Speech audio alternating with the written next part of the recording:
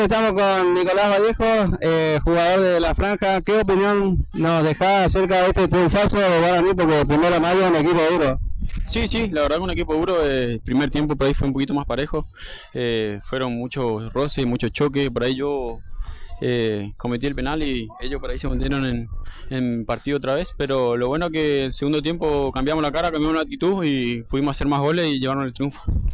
Muy bien, te felicitamos por el triunfo de la Franja y a disfrutar entonces de esta victoria, que se vienen seguramente otros partidos y nos vamos a estar viendo muy pronto en otras coberturas. Nosotros estuvimos transmitiendo en directo el partido a través de nuestro canal de YouTube Futbolero. Si querés dejar algún mensaje, algún saludo en especial, ya que esta entrevista la subimos a nuestra cobertura. Dale, muchas gracias. Nosotros ahora tenemos que mañana volver a entrenar. Jugamos miércoles y domingo otra vez. Así que dale, muchas gracias a ustedes por la cobertura de los partidos. Y nada, un saludo a mi novia, a mi familia, que siempre me apoya. Hoy no pudieron venir, pero sé que me están apoyando. Muchas gracias.